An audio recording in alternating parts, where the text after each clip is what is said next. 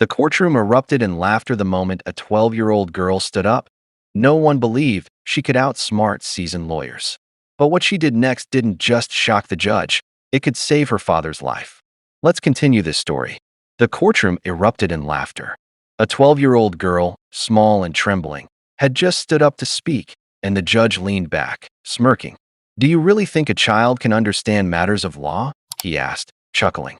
Her dark eyes burned with determination, though, and she held her papers tightly, refusing to let the ridicule shake her.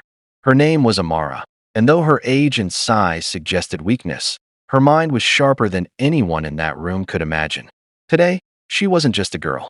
She was a daughter fighting for her father's freedom, armed with nothing but knowledge, courage, and an unshakable belief in justice. Her father, Marcus, sat in the defendant's chair, his hands clenched, hope flickering in his tired eyes. He had spent 3 weeks in jail, accused of a crime he didn't commit, a charge so absurd it barely made sense. The real culprits had crafted a story that made him look guilty, but the evidence was flimsy, circumstantial at best. Marcus was a hard-working man, known in his community as honest, kind, and dependable.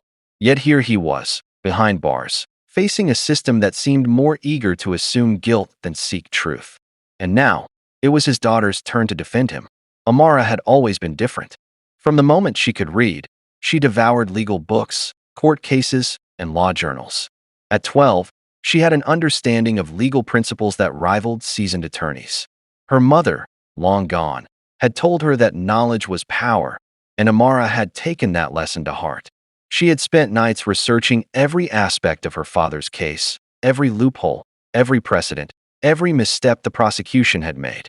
Tonight, in this courtroom, she would wield that knowledge like a sword. As the laughter faded, she took a deep breath and began. Her voice, though young, carried authority. "Your Honor," she said, her tone steady, "I am here to present evidence that has been ignored, to point out inconsistencies that prove my father's innocence, and to show that justice cannot be served by assumptions or ridicule." A few murmurs spread across the courtroom. People were intrigued. Who was this small girl, daring to challenge the system itself? The prosecuting attorney sneered, clearly enjoying the spectacle. "Objection, Your Honor," he said. "She is a child. She cannot possibly provide a legitimate defense. This is absurd." But the judge waved him off, curious to see how she would respond. Amara didn't flinch. She had anticipated this moment. In her notebook, she had meticulously written every point that would dismantle the prosecution's case. Every flawed testimony, every ignored piece of evidence, every moment where logic contradicted the claims against her father was highlighted and cross-referenced.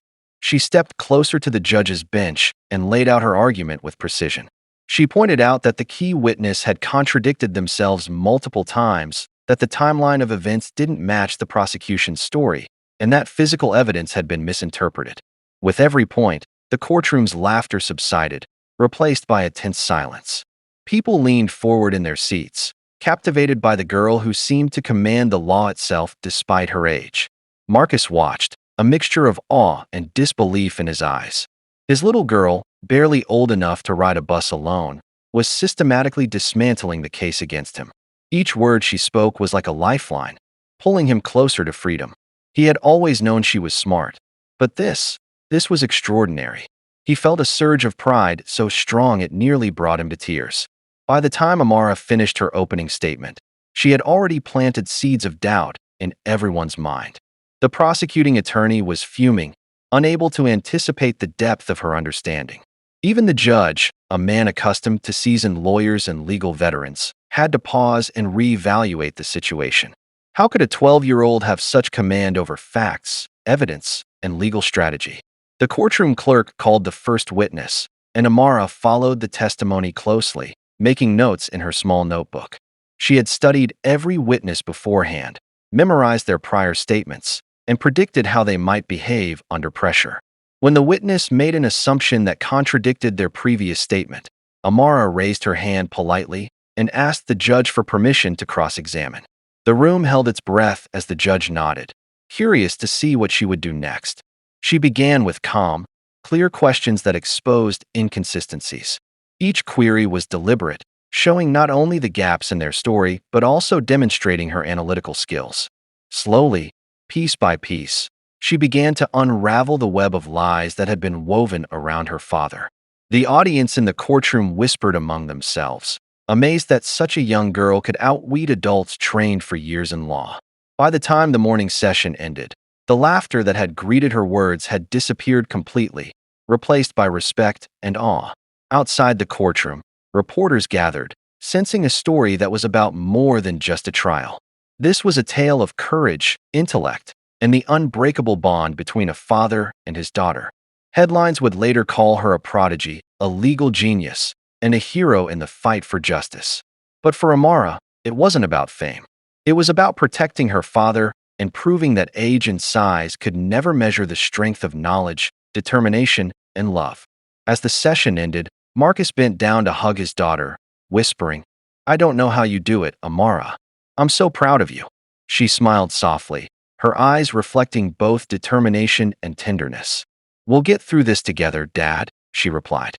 "I won't let anyone take you away unjustly. Not today, not ever." And with that, the battle had just begun.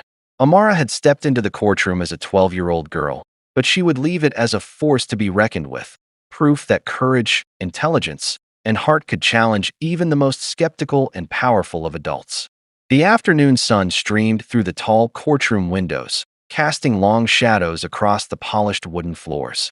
Amara sat on a small chair near the front, her notebook open, eyes scanning every move of the witnesses and lawyers. The prosecuting attorney had grown visibly frustrated. He had expected to intimidate a child, to make her fumble or stumble, but instead, she had turned the courtroom upside down with logic, facts, and relentless precision. He was beginning to realize that this wasn't a game. This was a battle he was losing. The next witness, a neighbor who claimed to have seen Marcus on the night of the alleged crime, took the stand. The woman was nervous, wringing her hands, glancing at the prosecution as if seeking reassurance. Amara's lips pressed into a firm line. She had studied this witness's statement from beginning to end, memorizing every contradiction. When given the chance, she rose gracefully and addressed the witness with a calm, polite tone that hid her sharp intellect. "Excuse me, ma'am," she said, "but could you clarify the exact time you claim to have seen my father outside his home?" The woman hesitated, clearly flustered. Around 9, I think," she replied, her voice wavering. Amara nodded, flipping to the witness's previous statement. "But here, in your earlier report to the police, you stated it was closer to 10:30. Can you explain the discrepancy?" A hush fell over the courtroom. The witness opened her mouth, then closed it, fumbling for words. The prosecuting attorney stepped in, trying to redirect, but the judge raised a hand, signaling him to remain silent. Amara's eyes didn't waver. She gently pressed the witness further. "Ma'am, which is correct? 9 o'clock or 10:30? Because the timeline you provided does not match the alibi we have for my father."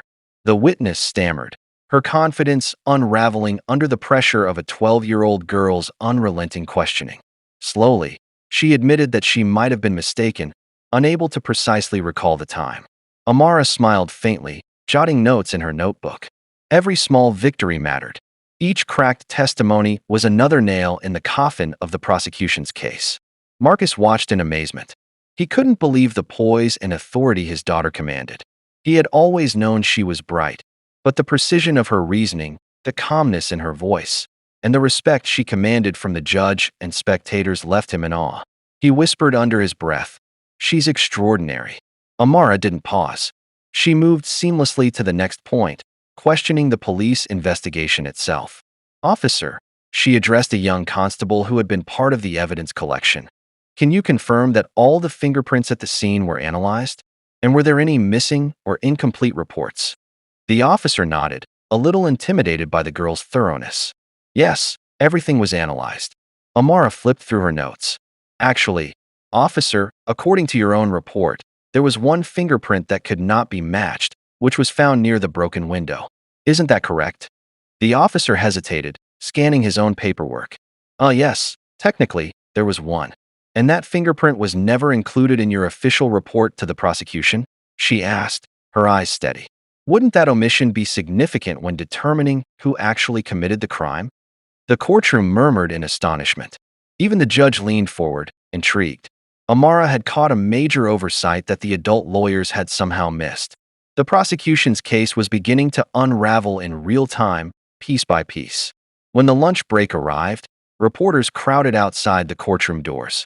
Cameras flashed, and journalists whispered excitedly to one another.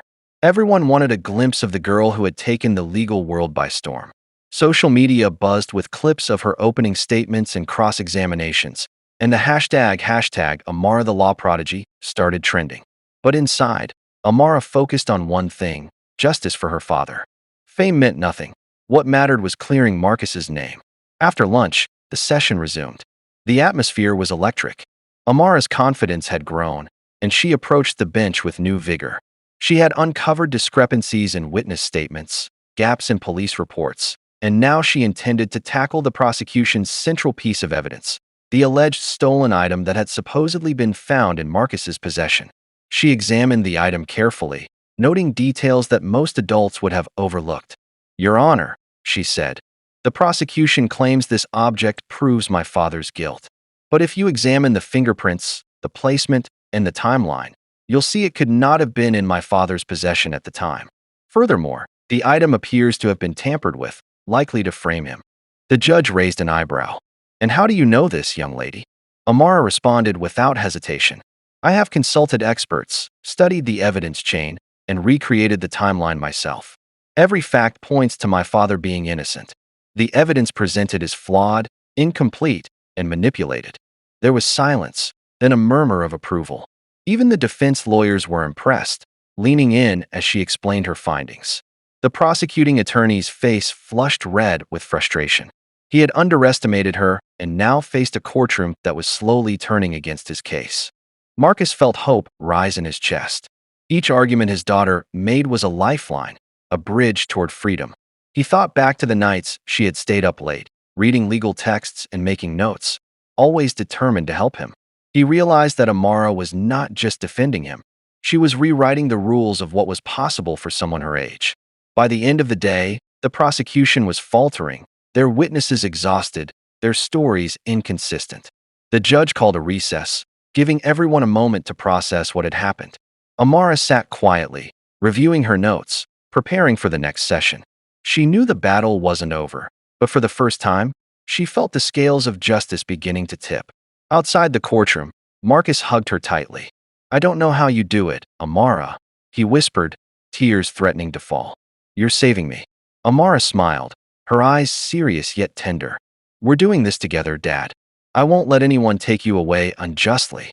And in that moment, both father and daughter understood that this wasn't just a fight for one man's freedom. It was a testament to courage, intelligence, and the unstoppable force of a young girl determined to do what was right. The next morning, the courtroom buzzed with anticipation. News of Amara's skillful cross-examinations had spread like wildfire. Reporters, lawyers, and spectators all watched in quiet awe, eager to see what the 12-year-old prodigy would do next. Marcus sat nervously, his hands trembling slightly, while Amara quietly reviewed her notes, her mind focused like a laser. Today, she intended to tackle the most critical part of the case: the prosecution's supposed smoking gun, evidence that, if disproved, could completely unravel their story. The prosecutor placed a thick folder on the table with exaggerated flair. "Your Honor, this is the piece of evidence that proves Marcus's guilt beyond a doubt," he declared. The room tensed. Amara remained calm, flipping through the papers with meticulous care. She had already examined this evidence, anticipating every argument the prosecution could make. She knew that hidden within these documents and objects were mistakes, misinterpretations, and deliberate manipulations. She began with a gentle, respectful tone that belied the sharpness of her intellect. "Your Honor, I respectfully request permission to present my findings regarding this evidence." The judge, now visibly impressed by her composure, nodded. "Proceed." Amara laid out her argument systematically. She demonstrated how the timeline presented by the prosecution was impossible, showing that Marcus had a verified alibi at the exact time the alleged crime occurred. She pointed out discrepancies in the dates on official documents, inconsistencies in witness statements, and even subtle errors in the forensic reports. Each revelation was precise, clear, and impossible to ignore. The courtroom was silent, hanging on every word she spoke. Then came the most shocking part. Amara revealed a hidden connection that no adult had noticed, a subtle pattern in the evidence that pointed to another individual entirely, someone who had both motive and opportunity to commit the crime. She carefully presented emails, financial records, and eyewitness accounts, all of which she had painstakingly gathered and analyzed. Slowly, the truth began to emerge.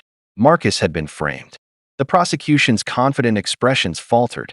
The lead attorney whispered urgently to colleagues, realizing that the small girl standing before them had completely undermined their case. "Objection!" he shouted, but the judge waved him down, allowing Amara to continue. "Your Honor, all the evidence points to Mr. Marcus being innocent," she said. "Furthermore, the person who actually committed this act is still at large, and yet the prosecution has chosen to ignore these facts. Justice cannot be served if we convict an innocent man while the real perpetrator walks free." Gasps rippled through the courtroom. Even seasoned lawyers in the room were visibly impressed.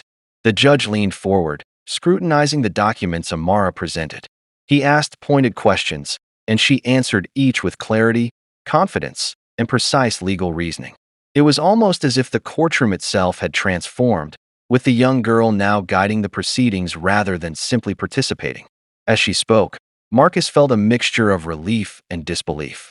He had always known his daughter was bright, but this was beyond extraordinary. Each argument she made, each fact she revealed, peeled away layers of falsehoods that had imprisoned him. He watched the prosecution crumble, one point at a time, unable to counter the logic of a child who thought like the sharpest lawyers he had ever known. The final witness for the day was called, a security guard who had seen someone entering the building near the time of the crime. Amara approached him confidently. "Sir, can you describe the person you saw?" she asked. His description was vague, but it matched the profile of the individual Amara had already identified. "Isn't it true that you only saw this person briefly and from a distance?" she pressed. The man hesitated, then admitted, "Yes, it was very quick, and I wasn't certain." "That means your testimony cannot definitively place my father at the scene, correct?" she asked, her tone gentle but unwavering. The man nodded, and murmurs of agreement spread throughout the courtroom. One by one, the prosecution's arguments were falling apart, exposed by the mind of a 12-year-old girl who refused to accept injustice. By the end of the day, Amara had made it clear that Marcus's innocence was not just probable, it was undeniable. The judge reviewed the evidence, his expression a mixture of astonishment and respect. The prosecuting attorney sat back in defeat, realizing that every tactic, every assumption, and every witness had been carefully dismantled by the girl's thorough preparation and insight. Outside the courtroom, reporters clamored to get a statement from Amara, but she shook her head politely. "This isn't about me," she said softly. "It's about making sure my father gets justice." Marcus smiled, his heart swelling with pride. He knew that the courtroom was no longer just a place of law. It was a stage where his daughter's courage, intelligence, and love had shone brighter than anyone could have imagined. As the court adjourned for the day, whispers of admiration followed Amara wherever she went. People called her brilliant, extraordinary, and unstoppable. But for her, it wasn't about praise or recognition. It was about truth, fairness, and the unshakable bond between a father and his daughter. And deep down, she knew that the most critical moments of the trial were still ahead, moments that would test not only her intellect, but also her courage and resolve. That night, as Marcus tucked her into bed, he whispered, "Amara, you've already done more than I could have imagined. You've given me hope." She smiled, brushing a strand of hair from her face. "Hope isn't enough, Dad. Justice is. And I'm not stopping until we get it." And with that, the small girl with the giant mind prepared for the final stages of the trial, ready to expose the truth and protect the man she loved more than anything in the world. The courtroom was unusually quiet that morning, a heavy tension hanging in the air as everyone awaited the continuation of Marcus's trial. The prosecution had regrouped overnight, but even they knew that Amara had turned the case on its head. The small girl who had entered the room timidly days ago was now commanding attention, respect, and, most importantly, fear. Today, she planned to present the final pieces of evidence that would not only prove her father's innocence, but also expose the true criminal behind the accusations. Amara had spent hours the previous night meticulously reviewing every document, every testimony, and every shred of evidence she had collected. Her notes were organized, her strategy precise, and her confidence unwavering. She knew that this was the moment to strike decisively, to leave no doubt in the judge's mind. She adjusted her glasses, took a deep breath, and approached the bench with her usual calm determination. "Your Honor," she began, her voice steady, "I would like to present additional evidence that directly implicates the individual who has framed my father." The judge leaned forward, his eyes narrowing with curiosity. The courtroom fell silent, every pair of eyes on the young girl who had become the center of attention. Amara began to outline the connections she had discovered. Emails, receipts, and witness statements that all pointed to a business associate of Marcus who had the motive, means, and opportunity to commit the crime. Her presentation was methodical and precise, each point supported by physical evidence and expert analysis she had consulted. She spoke with authority, pausing only to ensure clarity, and every argument she made cut deeper into the prosecution's case. The prosecuting attorney tried to interject, but the judge raised a hand. "Let her finish," he said, clearly intrigued. Amara continued, demonstrating how the accused associate had manipulated events to cast suspicion on Marcus, falsifying records and coercing witnesses to provide misleading statements. She even recreated the timeline of the crime using a visual chart she had prepared, showing clearly that Marcus could not have been present at the scene. By the time she finished, the courtroom was stunned into silence. The evidence she presented was overwhelming, leaving little room for doubt. Even the prosecution had to pause, acknowledging, at least silently, that they had misjudged the situation. The judge, who had initially been skeptical, now looked at Amara with a mix of astonishment and respect. Then came the moment of her cross-examination of the key witness for the prosecution, the individual who had been coerced into giving false testimony. Amara approached the stand calmly and asked the questions she had practiced countless times. "Can you confirm that you were pressured into giving the statement that was submitted to this court?" she asked. The witness hesitated, then nodded, admitting that threats had been made to ensure their testimony aligned with the prosecution's narrative. "Did you see my father commit any wrongdoing yourself?" Amara continued, her voice gentle but firm. The witness shook their head. "No, I did not." The courtroom murmured. The prosecution's case was crumbling before their eyes, piece by piece, under the scrutiny of a 12-year-old girl who refused to be intimidated. Marcus felt a mixture of relief and awe as he watched his daughter navigate the complexities of the trial with wisdom far beyond her years. Amara then presented her final argument, tying together every inconsistency, every overlooked detail, and every piece of evidence pointing to the real criminal. "Your Honor, justice cannot be served by convicting an innocent man," she said. "The truth is clear. My father did not commit this crime. The evidence proves it, and the real perpetrator must be held accountable." The judge listened intently, his expression serious. He reviewed the documents, questioned the witnesses, and considered the timeline she had presented. Slowly, the weight of truth began to shift the balance. The prosecution, unable to counter her points, fell silent, realizing that the courtroom had become a stage where Amara's intellect and courage dominated entirely. Marcus felt tears prick his eyes. He had never doubted his daughter's intelligence, but watching her in action, commanding respect and authority, was overwhelming. He had spent weeks fearing for his freedom, fearing that the justice system might fail him, but now hope surged in his chest like a tidal wave. Outside the courtroom, the spectators whispered, and reporters scribbled notes furiously. Everyone recognized that they were witnessing something extraordinary, a child not only defending her father, but redefining what courage and intelligence could look like.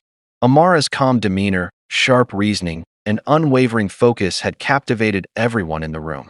As the day drew to a close, the judge announced that he would review all the evidence and deliberate. The courtroom emptied slowly, with many people turning to Marcus and Amara to offer quiet congratulations and words of admiration. Marcus held his daughter's hand tightly, whispering, "You've done more than I could have ever imagined. You've saved me." Amara smiled softly. We're not finished yet, Dad. We'll see this through. Justice isn't given, it's fought for. And in that quiet moment, both of them understood that the trial had transformed into more than a legal battle.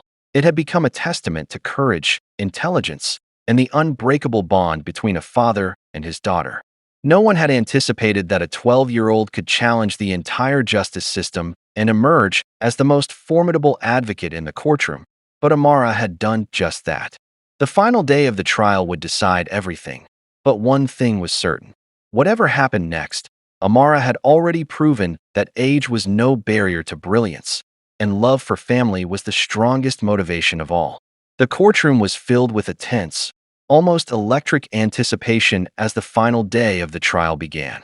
Reporters, spectators, and legal professionals alike had gathered to witness the conclusion of a case that had captured the imagination of everyone who had followed it. Marcus sat quietly, hands folded, his eyes fixed on his daughter.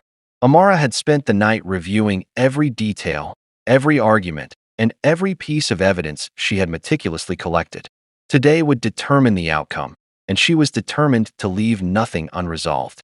The judge called the session to order. "We are here to conclude the trial of Marcus Thompson," he announced, his voice echoing through the high-ceilinged room.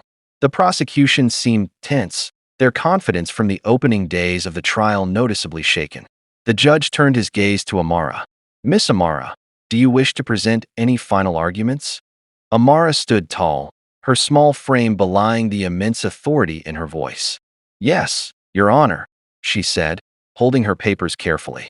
"I would like to summarize the evidence and demonstrate, beyond any reasonable doubt, that my father is innocent and that the real perpetrator is someone else entirely."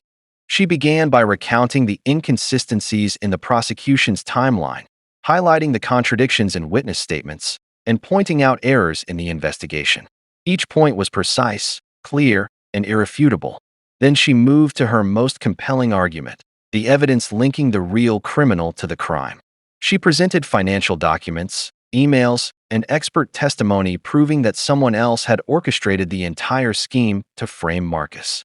Every piece of evidence she displayed fit together like a puzzle, leaving the courtroom with a single, undeniable conclusion: Marcus Thompson was innocent. The prosecution tried to interject, to challenge her findings, but the judge held up a hand. "Miss Amara has presented her evidence clearly and logically. The burden of proof is on the prosecution to refute it, and thus far, they have failed." The courtroom murmured in agreement. Even the prosecution team looked defeated, unable to counter the brilliant arguments of a 12-year-old girl. Amara paused, looking directly at her father. "Dad," she said softly, "justice cannot be served unless the truth is recognized. You have done nothing wrong, and the law must protect you, not punish you for someone else's crimes." Marcus felt a lump rise in his throat. Her words, so simple yet so powerful, carried the weight of every sleepless night, every anxious day, and every moment of fear they had endured together. The judge leaned back in his chair, reviewing the documents and testimonies one final time. Based on the evidence presented, the contradictions in the prosecution's case, and the compelling arguments made by Miss Amara Thompson, I find that there is no reasonable doubt regarding Marcus Thompson's innocence, he declared. A stunned silence filled the courtroom for a moment before it erupted into applause. Spectators cheered, some wiping tears from their eyes, others clapping in sheer admiration for the young girl who had outshone seasoned lawyers. Marcus stood, overwhelmed, and hugged his daughter tightly. "You saved me, Amara," he whispered, his voice choked with emotion. "You truly saved me." Amara smiled, her own eyes shining with pride and relief. "No one saved me, Dad. We did this together. Justice is something we fight for, and today we won." The courtroom slowly emptied, reporters clamoring to interview the prodigious girl who had become a symbol of courage, intelligence, and determination. Outside, people celebrated not just Marcus's freedom, but the triumph of truth and the remarkable capabilities of a child who refused to be underestimated. Social media erupted with stories of Amara's brilliance, calling her a legal genius and a hero for her family and her community. In the quiet moments after the trial, Marcus and Amara walked hand in hand outside the courthouse. The sun was setting, painting the sky in shades of gold and pink. Marcus looked down at his daughter, pride swelling in his chest. You've changed my life, Amara. You've changed the way I see the world. I never imagined a child could have such wisdom and courage. Amara squeezed his hand gently. We all have strength inside us, Dad, she said softly. Sometimes it just takes a situation like this to bring it out. Today, the law listened, but it's not always easy. That's why we must always fight for what's right. As they walked home together, Marcus realized that their bond had deepened beyond measure. He had always loved his daughter, but now he respected her in a new way. Her mind, her heart, and her spirit had proven themselves capable of miracles. And Amara, small in stature but monumental in intellect and courage, knew that this victory was only the beginning. She had faced skepticism, ridicule, and doubt, yet she had triumphed, proving that age, size, or appearance could never define the measure of justice, love, or determination. That night, as they sat together quietly at home, Marcus finally felt peace settle over him. The nightmare of being wrongfully accused was behind him, and in its place was gratitude, love, and an unbreakable bond forged through courage and intellect. Amara, though exhausted, felt a quiet satisfaction. She had defended her father not just with knowledge, but with heart.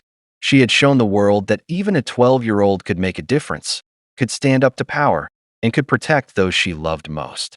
In the end, justice had been served, not by chance, but by the brilliance, courage, and determination of a young girl who refused to be underestimated.